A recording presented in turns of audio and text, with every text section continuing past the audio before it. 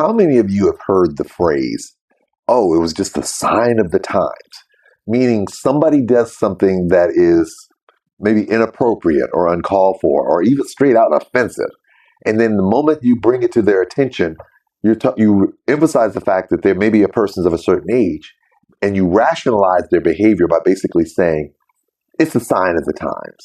So what are we actually excusing here? So if you're saying that, are you basically saying that they were used to doing something at a time that it was acceptable then, not really appreciating that it's not acceptable now? Are you looking for a reason to rationalize or even excuse behavior that's not permissible? But we've heard this before. And we've heard this in various contexts that oftentimes is dismissive of what people are going through in the current moment to allow the individual to save face for doing something that they should reasonably be expected to know is not permissible now. Black Generation X as a whole was unique that literally our entire generation were raised by people who came from a time that was so significantly different from the time that we were going to experience. So as a result, each one of our parents shaped us based on an experience that none of them had ever experienced before. So let's stop and take a stock of this for a moment. If you're a member of Black Generation X, it is very possible that you probably had a lot of Black family members, meaning aunts, uncles, grandmothers, grandparents, parents, and great-grandparents, who went through an experience that you not only can't relate to, but may not have even shared with you. For instance, my grandfather fought in World War II. I had no clue that he served in a segregated military. It wasn't until I joined the military that he shared his experiences with me. I had heard of domestics before because I've seen representations of them in the movies on a regular basis and in shows. It wasn't until my mom told me that my grandmother actually served as a domestic that I knew that she had served in that capacity. As I've shared in other videos, I was enamored by the fact that I found out much later that I had family members who were members of the Student Nonviolent Coordinating Committee, had experiences with the Ku Klux Klan, had escaped near-death experiences with regards to racism at the time. Because one of the things that we often don't take stock of, and this is something that I have to remind my white brothers out there and my white sisters, a lot of our families didn't always tell us about these experiences directly. We often found out about this information via accident. For those of you who hadn't had a chance to watch Netflix show, it's actually a movie called The Triple Eight. It showcases this African American women battalion that was single-handedly responsible for correcting the serious male backlog during World War II. The movie was great, but the thing that I liked the most was when they started showing a lot of the background and you started hearing various individuals, that a lot of family members were surprised when they found out that their grandparents and their great-grandparents were a member of this battalion. Because what most people don't realize outside of the Black community, a lot of these experiences, a lot of our ancestors kept that information to themselves. They kept this information in silence. Not only the successes and the celebratory things, but also the pain and the trauma. I often get annoyed when I hear people talking about, why are you bringing up the past? You're always bringing up these stories that make people feel bad. And I keep having to remind them, listen, one, this is stories that we should share. But two, a lot of our families kept these stories to themselves, not only because of the trauma they experienced, but because also they didn't want to saddle future generations with the things that they had experienced. But most importantly, this was a sign of the times. So in their minds, from a Black experience, all of them went through this. So my grandmother and grandfather, my great-grandmother and grandfather, they grew up in a time where the hostilities and the line of demarcation with regards to racism and regards to segregation was very distinct. And they didn't always share those experiences with us. So we were always excited when we found out things like we had aunts and uncles who participated in the civil rights movement, or we had individuals who took stands about certain things in our family. This is what it was like to be a part of Black Generation X when we're growing up now and we're experiencing these things. But I want to take a second not to speak on my experience, but to talk about the other side of the mirror.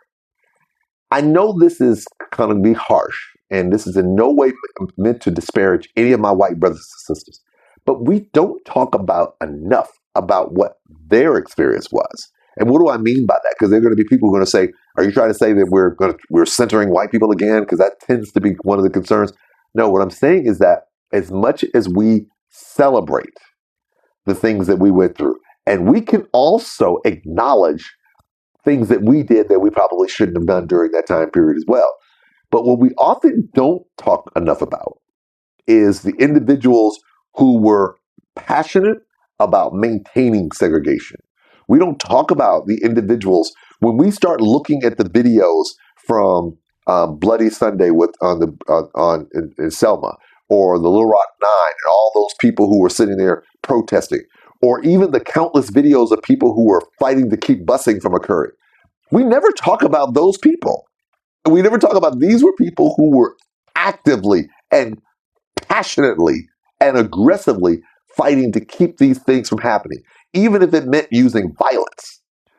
And part of the concern that I've often had is that there is this inclination to want to paint this picture that the kids, Generation X, since we are now moving forward, they are kind of being used to absolve the sins of their parents.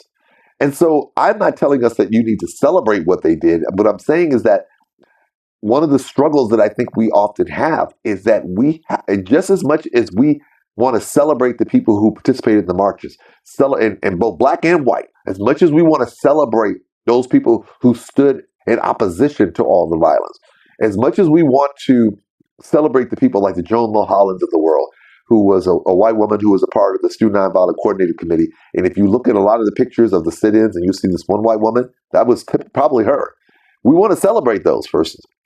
But what we don't do is that oftentimes we limit our discussion with regards to our white counterparts to the bigger than life people like the George Wallace in Alabama, the Orville Faubus in Arkansas, the Bull Connor in Birmingham.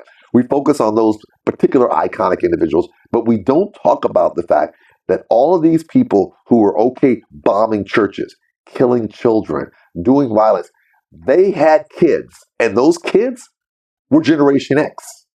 So just as much as I had an environment where I was exposed to black people who had gone through being on the receiving ends of this, we don't talk enough about what it means for our white counterparts to grow up in a world where they literally are growing up with individuals who are responsible for a lot of this. And it's important to recognize that when I say this, I don't want you to imply that I'm trying to say that just because somebody's parents is racist or a Klansman, that they are automatically going to be the same. I'm saying that these individuals had the ability to introduce aspects of that mindset to them. If the children have the wherewithal to be able to separate themselves, or they have parents who have kind of helped them balance that accordingly, that's great. But the reality is that they still had that. I once heard a noted journalist say, Jim Crow had kids. And that was a nice way of him effectively saying is that when you look at the Jim Crow era and the individuals who benefited from it and the individuals who pushed to maintain it, whether it be the sundown towns, whether it be bombing of the black churches, whether it be fighting against busing, these people had kids. So their hearts and minds didn't change overnight just because the laws changed. So why are we acting as if they did and pretending like they just kind of faded off into obscurity? So why is this important to recognize? Because the reality is that once Generation X came together, we were now sharing holistically new experiences. We were now in a situation where black kids, white kids, we're all going to school together. We all came up the same way. We all came up watching MTV and BET. We all loved watching Beat It. We all were a fan of Madonna. We were all individuals who grew up with hip hop, New Jack Swing, gangster rap, all of those things, and we embrace it all. I can't tell you the number of times that when I was in RE college and I would go into a lot of the white students' rooms and you would see posters of Public Enemy on the wall, or Pebbles, or The Time, or Prince and the Revolution. And just on the flip side, I have plenty of black friends who were just as happy with watching the Go-Go's or the Police. We were moving in spaces where we now recognize that we're living experience is very different from our parents, but not appreciating the fact that whatever we learned from our parents would eventually show itself. Now, if we were lucky, we weren't influenced by whatever bias that they may have had that might impact the relationships we had going forward. But it would be ignorant to make the assumption that some of those biases and some of those preconceived mindsets didn't evolve or filter into the way we were coming up. At some particular point, as we moved into adulthood, it's very possible that some of those lingering biases or hostilities or assumptions and stereotypes that was inherited may possibly find their way into adult life for this whole new generation. But the reason why I bring this out is even more so because I've had friends of mine, white friends of mine, who literally told me that they were aware that they had racist members in their families. And they have told me that they are striving to be different. And I think it's important to know that it's not about trying to say just because they have racist members in their families that they're going to be racist. Just as easy to say just because I have, freedom fighters in mind that I'm going to be a freedom fighter like them. It's recognizing the past. It's me recognizing that the people who came before me went through a struggle and to appreciate the struggle they went through and to learn from the lessons so I can prepare myself in the case I need to be prepared to fight the struggle as well. But it's also equally important for my white counterparts to recognize you have individuals, or you may have, not saying you definitely do, you may have individuals in your family that are still openly hostile against people of color and are willing to do things both personally, professionally, politically, in some instances violently. And what are you doing to ensure that you don't continue that cycle? For us and for all of us, Generation X was tasked with being able to break the cycle. No one told us how to do it. We had to figure it out on our own. And most importantly, we had to maneuver in such a way to make sure we didn't pass this on to our kids so they wouldn't carry that hostility that came from our previous generations to them. Again, I can't stress enough. This is not about trying to make anybody feel bad, which I hate when I hear that phrase. It's about making people realize, to make this assumption that just because we made this transition and we had a new generation of kids, Black Generation X, White Generation X, Latino, whatever, just Generation X, we're now being put together as a multicultural group, that it would be remiss if we didn't take it upon ourselves that the baggage that the parents brought with them invariably is going to be shared with their kids. Now, it's up to the kids. It was up to our generation to determine which aspects of that luggage we needed to carry forward with us and which parts of that needed to be shed. My concern, and the thing I want to stress today, is that it's really important to not treat it as if only one or two particular generations were the one whose parents were bringing everything in. We need to look at all of them, and especially with relationship between Black and white, because a lot of times we tend to center these experiences on Black in terms of what we went through, but we don't focus on the individuals who caused all that pain. And so it's important. So how many of you have found out some things from your family that you started saying to yourself, man, I don't want to do that. I'm going to make it my mission to not do that. If you have, share them. I love the comments. I've seen some robust comments in the past, and I hope to continue to see them. Thanks a lot for tuning in. Take care.